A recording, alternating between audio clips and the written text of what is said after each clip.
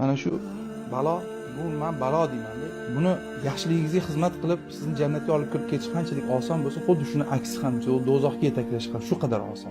Bundoq o'tirib hozir hadis o'qib o'tiribmiz, ketida yonida boshqa fahsh turibdi, zino turibdi, odobsizlik turibdi, gunoh ma'siyat turibdi. Uni ham ko'rib qo'yamiz. Qabulmikan hali o'qigan oyatlarimiz, hadislarimiz chegara bo'lishi kerak hamma narsada. Qancha atrofimizda cheksiz bir xirmon turibdi-da, kelib bemalol hammaga yetadigan darajada ajr va savoblar turibdi-da, lekin biz olmayapmiz-da, mana shu dunyo bilan ovoramiz. Shunda oldimizda turibdi.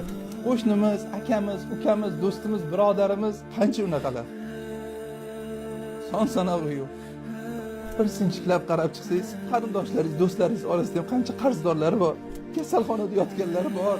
Allohdan shifo tilab shu dorisiga, operatsiyasiga pul topa olmayotganlar bor. Miskinlar, zaiflar ingrab yotishibdi. Biz faqat noz-ne'matlar yeyish bilan o'ramiz, shifoxonalarda yallo qilish bilan o'ramiz. Oz fursat qoldi, hademay Robbimiz oldiga ketamiz.